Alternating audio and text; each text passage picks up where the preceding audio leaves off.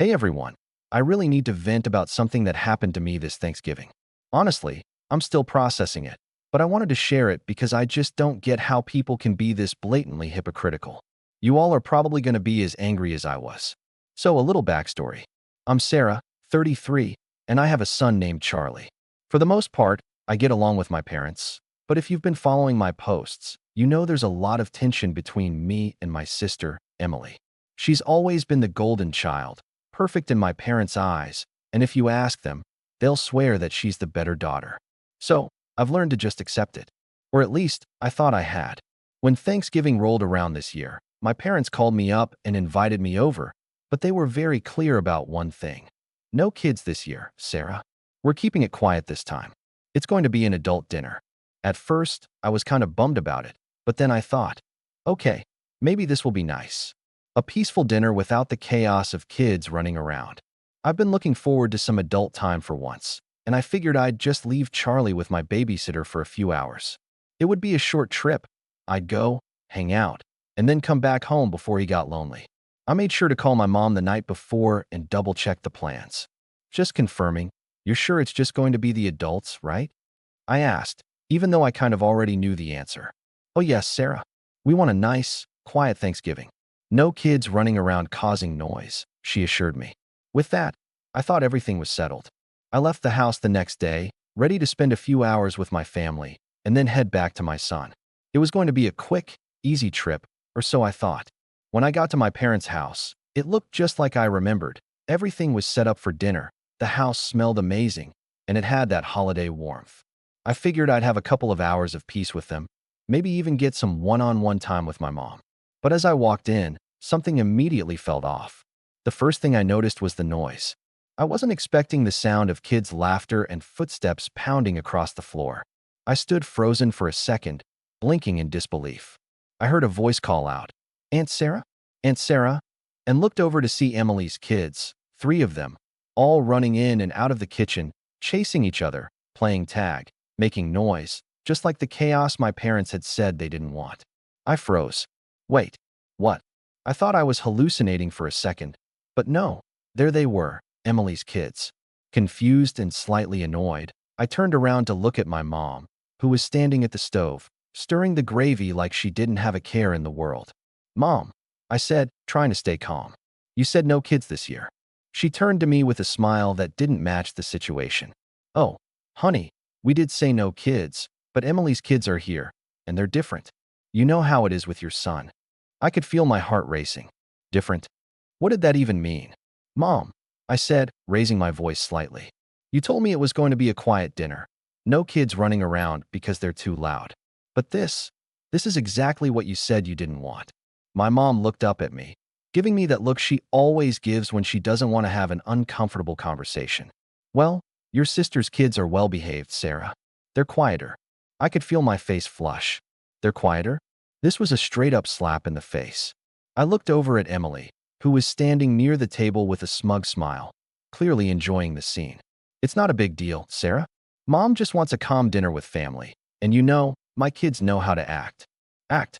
My son is well-behaved. He's not perfect, but he's definitely not a problem. Yet somehow, I was the one being excluded, my child deemed too loud for the Thanksgiving table, while Emily's kids could run around causing a racket. I could feel the tears welling up. I was angry, but I didn't want to break down right there, not in front of all of them. I took a deep breath, my hands shaking.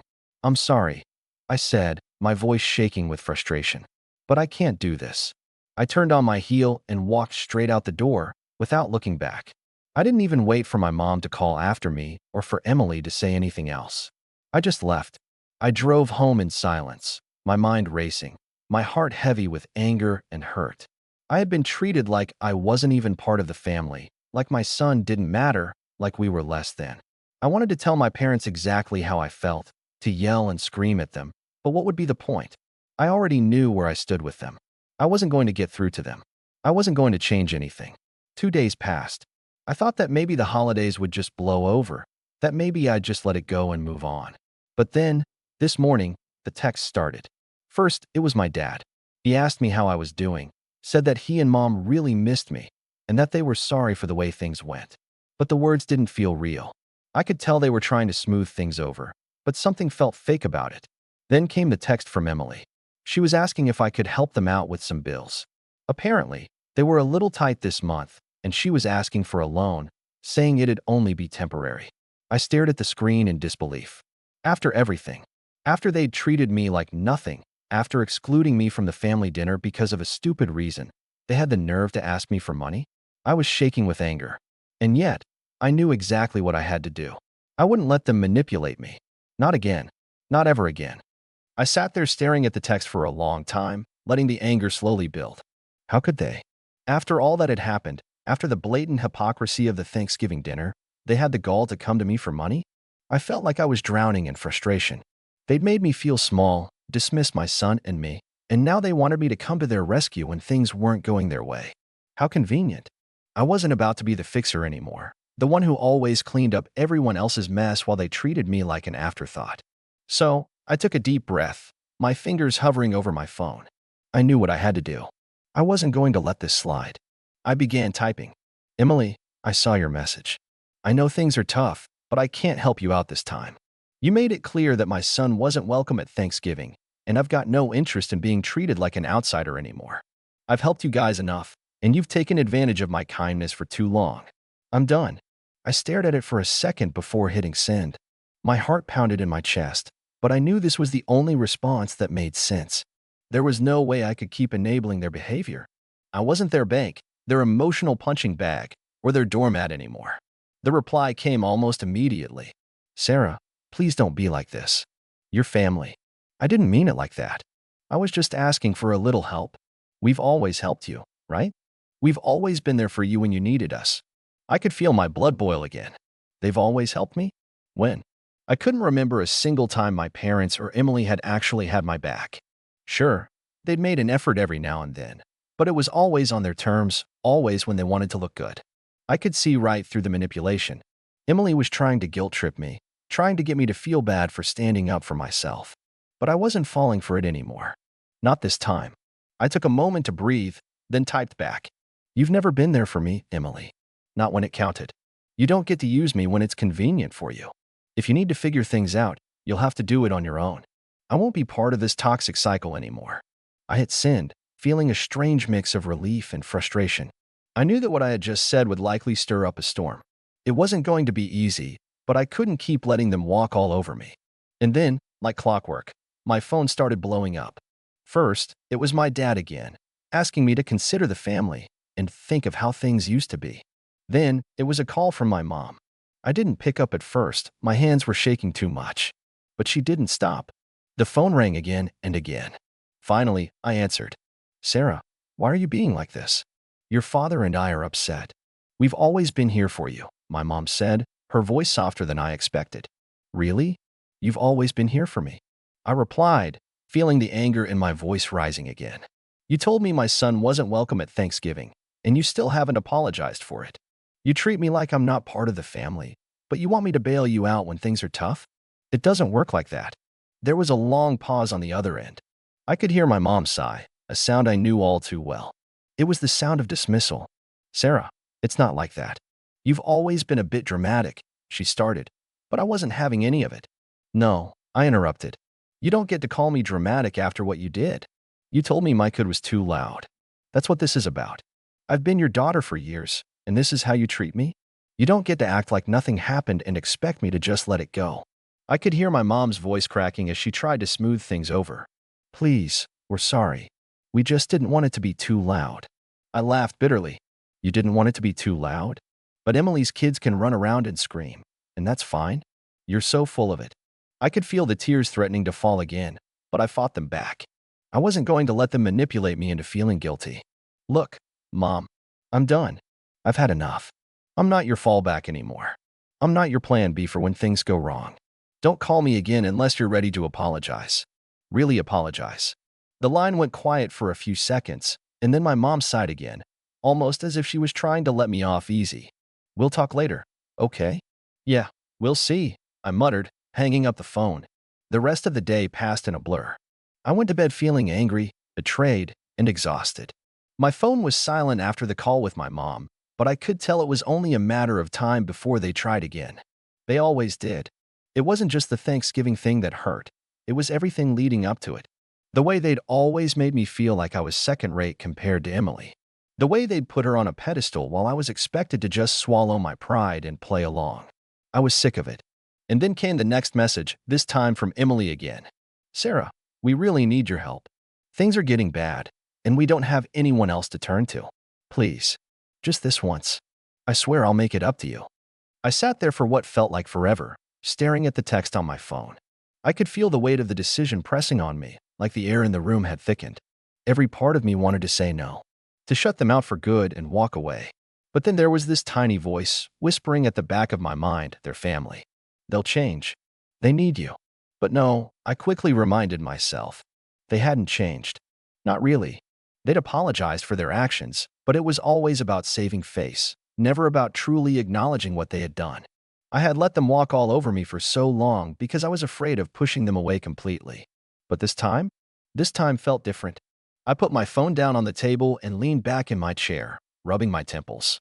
I was so tired of the emotional games, of the guilt trips, of being the one who always gave in. My son was my priority, and he deserved a mother who stood up for herself. He deserved to see that you didn't have to bend over backward for people who didn't respect you. I closed my eyes for a second and thought about how my parents had treated me for years, how they'd given Emily everything, praised her for every little thing she did, while I was left to deal with their leftovers. I wasn't just the black sheep in the family. I was the one who had to fight for the scraps. My phone buzzed again. I almost didn't want to look. But curiosity got the best of me, and I picked it up. It was another message from Emily. Sarah, please. I'm really sorry for how things went down. You know I didn't mean to hurt you, right? Things have been hard lately. The kids, the house, everything. I'm trying, but I don't know what to do. I need you. We need you. Please. The words hit me like a punch to the gut. She was trying to guilt trip me again. Trying to make me feel like I was the one abandoning her when she was the one who'd turned her back on me all these years. We need you. How many times had I heard that before? Only to be left out in the cold when it was time to step up. But this time, I wasn't falling for it. I had to put my foot down, and I had to stay firm. For myself. For my son. I took a deep breath and typed my response. I'm sorry, Emily, but I'm not going to keep enabling this. You've made it clear that I'm not welcome when things aren't going your way. I've helped you before, but I'm done now. I've got to take care of my own, and that doesn't include being the one you turn to when you need something. You've made your choices, and now you have to live with them. I hit send without looking back. It felt liberating and terrifying. I knew this was the breaking point. This was the moment that could change everything. A few minutes later, my phone buzzed again. It was my mom this time. Sarah, what's going on? Why are you shutting us out? We're family, and we've always helped you, even when you didn't ask. Don't do this. I stared at the message for a while, letting the words sink in.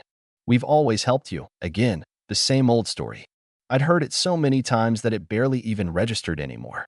They always acted like I owed them something, like they'd done so much for me when in reality, it was the bare minimum. I took a breath and dialed my mom's number. I wasn't going to keep going back and forth with texts. I needed to hear her voice one last time, hear how she would try to manipulate me into giving in. When she picked up, there was a calmness to her voice, but I could tell she was starting to get frustrated. Sarah, please. I don't know why you're doing this. We've always been there for you. We're your family. Always been there for me? I repeated, my voice rising. You haven't been there for me. You've been there for Emily. You've always put her first, and you've made me feel like I was just some backup. Well, I'm done. I'm done being the second choice. I'm done being your safety net. I'm done. I could hear her take a sharp breath. Sarah, don't say that. You don't mean it. We can work this out. We're family. You're overreacting. Don't be dramatic. My heart skipped a beat, and my anger flared. Dramatic? Really? After everything they'd put me through, that's what she was going to say? I'm not overreacting. I shot back. I've been patient for so long. I've let you walk all over me, and I'm not doing it anymore. I've spent my entire life feeling like I didn't matter to you, like I was just an afterthought. I'm not going to sit here and pretend that everything's fine when you treat me like this. There was a long silence on the other end of the line. I could hear my mom's breath, shallow and shaky. She didn't know how to respond. And for the first time, I didn't feel bad about it. You don't understand, Sarah, she finally said, her voice breaking. We're just trying to help. It's not easy for any of us. No, you're not, I replied, voice firm. You've never been about helping. You've been about controlling. She didn't say anything after that. I hung up, knowing that things had just changed forever. There was a strange mix of relief and dread coursing through me. My hands were shaking, but I wasn't sure if it was from the anger still burning inside or the weight of what I'd just done. Cutting ties with my family, well, at least part of it, felt like a betrayal, but at the same time, it felt like the most honest thing I'd done in years. I stared at the phone for a moment longer, feeling the silence in my house, the absence of all those familiar yet suffocating family dynamics. It was peaceful, almost too peaceful. It was like the calm after a storm, where the winds had just died down, and all that was left was the wreckage. But I knew it was necessary. I'd spent so long bending over backward for people who didn't truly care about me. And now, I was finally standing up for myself, putting my son first. I wasn't going to let my own family continue to drag me down with their expectations, their guilt trips, and their favoritism. For years, I had let them make me feel like I wasn't enough, like I had to earn my place in the family, like I had to prove myself every damn day. And in the end, nothing was ever enough. I wasn't about to let my son grow up watching that kind of toxic behavior. He deserved better than that. He deserved to see a strong, confident mother who knew her worth, who knew how to set boundaries, and who wasn't afraid to walk away from relationships that no longer served her. The phone buzzed again. Another message, this time from Emily. Sarah, please don't do this. I'm sorry. I know I've messed up, but you're making it worse. You're breaking up the family. I need you. We all do. You can't just walk away from us. We're your family. The words felt so hollow. You're breaking up the family. That was always the threat, wasn't it? The ultimate guilt trip. The one thing they could use to make me feel like I was the bad guy. But this time, it didn't work. I didn't feel a pang of guilt. I didn't feel bad for making the hard choice. I felt empowered. I didn't even bother responding. Instead, I locked my phone and turned it off. I didn't need to hear anymore. I needed space to think. I needed to focus on myself and my son.